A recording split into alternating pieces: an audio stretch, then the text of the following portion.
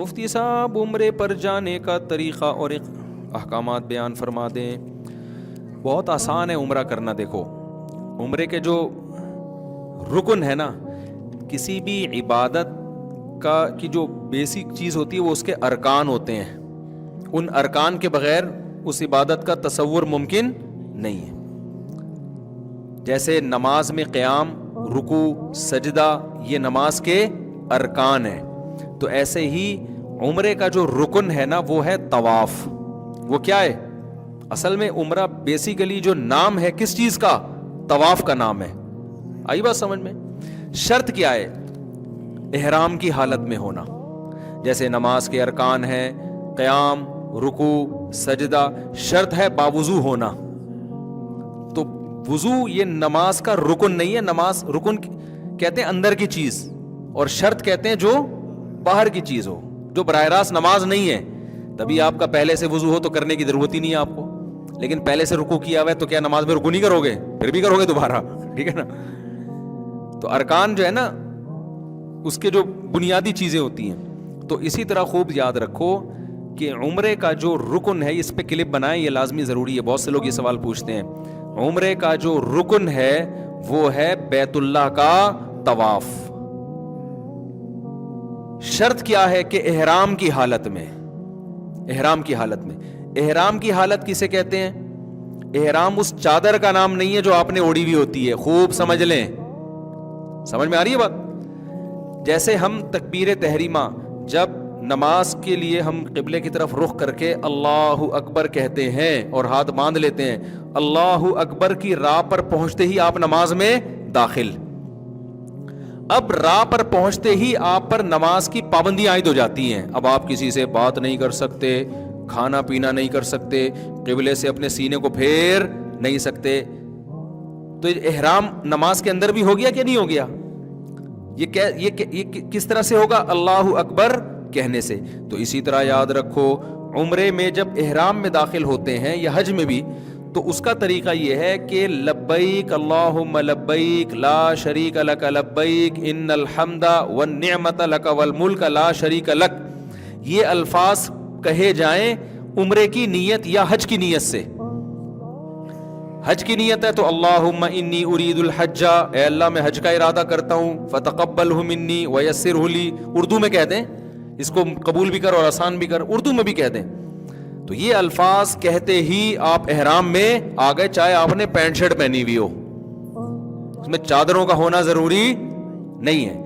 اور عمرے کی نیت سے کہے تو آپ عمرے کے احرام میں آ گئے, چاہے آپ حرم کے اندر ہوں یا حرم سے باہر ہوں, میقات کے اندر ہوں میقات سے باہر ہوں. اب احرام میں آنے کے بعد احرام کی پابندیاں شروع ہو جائیں گی.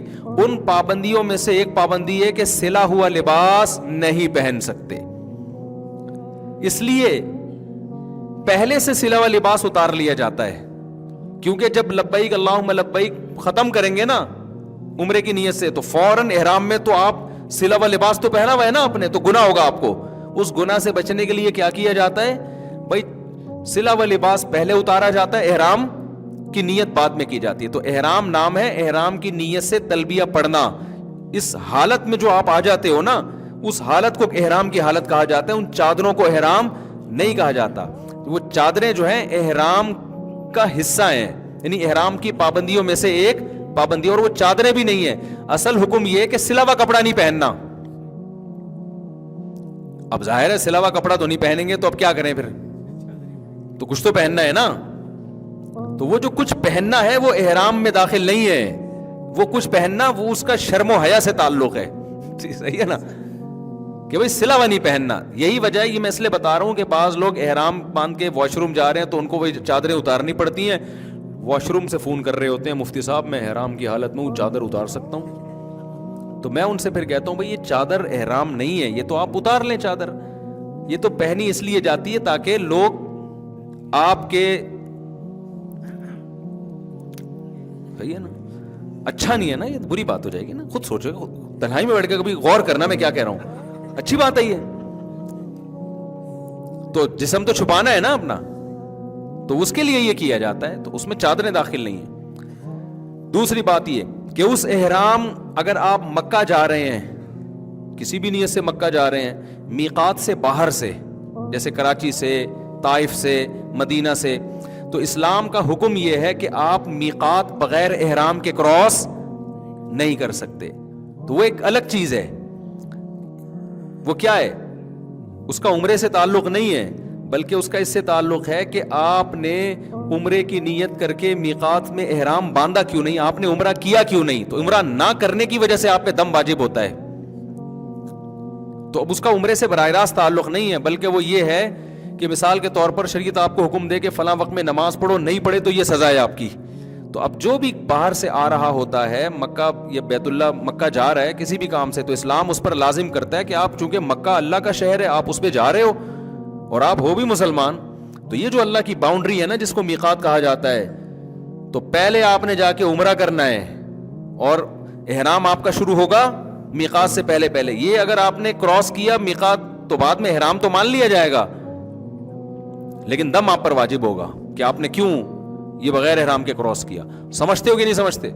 اور جب حرم میں پہنچ گئے آپ، پھر دوبارہ عمرہ کرنا ہے، تو پھر احرام باندھنے کے لیے ضروری ہے کہ کم سے کم مسجد عائشہ تک جائے. وہ افضل تو یہی ہے کہ پھر میقات سے باہر جائے، لیکن مسجد عائشہ سے کر لے گا تو بھی اس میں اختلاف ہے علماء کا. ہماری جو رائے ہے وہ اس کے مطابق ہم جواب دے رہے ہیں. تو خلاصہ میں جلدی سے سمیٹتا ہوں.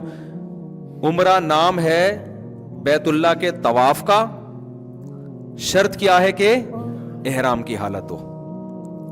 اور سعی جو ہے نا وہ عمرے کا رکن نہیں ہے، عمرے کے واجبات میں سے ہے. واجبات سمجھتے ہیں؟ یعنی اگر سعی نہیں کریں گے آپ نے طواف کرنے کے بعد تو گناہگار ہوں گے اور دم دینا پڑے گا آپ کو. دیکھو رکن چھوٹ جائے نا تو چیز کا وجود ہی نہیں ہوتا. کرتے ہیں سجدہ کرتے ہیں، یہ ارکان ہے نا. رکوع چھوٹ جائے، سجدہ چھوٹ جائے تو سجدہ سہو سے نماز نہیں ہوگی، کیونکہ نماز کا رکن ہی نہیں پایا جا رہا. لیکن اگر آپ نے یہ تمام چیزیں کر لیں، اتحیات کے بعد غلطی سے درود شریف پڑھ لیا، اٹھنے میں تاخیر ہو گئی، تو ارکان تو پھر بھی پورے ہو رہے ہیں نا. تو ان غلطیوں کی وجہ سے کیا لازم ہوگا؟ سجدہ سہو. تو جب آپ گئے احرام کی شرط پوری کر کے آپ نے بیت اللہ کا طواف کیا، اس طواف کے نتیجے میں آپ کا عمرہ ہو گیا. سعی یہ عمرے کے واجبات میں سے ہے. آپ اگر نہیں کریں گے تو گناہگار ہوں گے، لیکن عمرہ آپ کا ہو جائے گا، آپ پر دم واجب ہوگا. لیکن طواف ہی چھوڑ دیا آپ نے تو دم سے عمرہ نہیں ہو جائے گا، پھر تو کیا ہی نہیں آپ نے عمرہ. تو اس میں جو مرکزی حیثیت ہے وہ بیت اللہ کو ہے. آپ جو جاتے ہیں بیت اللہ کے طواف کرنے کے لیے جاتے ہیں اصل میں. حج کس کا نام ہے؟ حج میں 2 ارکان ہیں، عمرے میں کتنے ہیں؟ تو اس لیے کچھ بھی نہ ہونا تو آخری درجہ یہ کہ احرام باندھ کے طواف کر لے آدمی ہر قیمت پہ، بس عمرہ ہو گیا اس کا. باقی چیزوں کی تلافی دم سے ہو جائے گی، جانور ذبح کرنے سے. تو حج میں بھی یاد رکھو 2 کام حج کے ارکان میں سے ہیں، وہ نہیں ہوں گے تو حج نہیں ہوگا آپ کا. 2 کام کر لیے نا تو حج ہو گیا، باقی تمام چیزوں کی تلافی دم کے ذریعے ہو جائے گی. تو ایک ہے اس میں طواف زیارت جو بقرعید کے دنوں میں ہوتا ہے، سمجھتے ہو؟ حج اس کا نام ہے، یہ جو بقرعید کے دنوں میں، اس کے ٹائم بھی متعین ہے، وہ ٹائم بھی آپ آگے پیچھے نہیں کر سکتے. جیسے فرض نماز کا ٹائم متعین ہے نا، تو جو حج کا فرض طواف ہے اس کا بھی ٹائم شریعت میں متعین ہے. اور دوسرا رکن ہے وقوف عرفہ. عرفہ کے میدان میں 9 ذی الحجہ کو جا کے ٹھہرنا، اور شرط یہ ہے کہ احرام کی حالت ہو. اور یہ احرام کی حالت میں ہونا یہ وقوف عرفہ کے لیے شرط ہے، طواف زیارت کے لیے شرط نہیں ہے. تو 9 ذی الحجہ کو جو عرفات کے میدان میں چلا گیا احرام کی حالت میں، اور وہاں تھوڑی دیر بھی اسٹے کر لیا اس نے، یہاں تک کہ ہیلی کاپٹر سے بھی گزر گیا، کسی بھی طرح اس میدان کی محاذات میں آ گیا، اور پھر بقرعید والے دن اس نے 7 چکر بیت اللہ کے گرد لگا لیے، تو اس کا حج کیا ہو گیا؟ کمپلیٹ. باقی گناہ ہوگا اس کو کہ وقوف منی کیوں نہیں ہے اور سعی کیوں نہیں ہے، تو ان گناہ بھی ہوگا، اور اس کی تلافی کے لیے رمی کیوں نہیں کی اس نے. تو یہ ساری چیزیں کی تلافی کس کے ذریعے ہو جائے گی؟ دم کے ذریعے. اس لیے خوب سمجھ لو کہ اگر حج کا آپ احرام باندھ لو نا تو اب ہر قیمت پہ آپ نے وقوف عرفہ کرنا ہی کرنا ہے.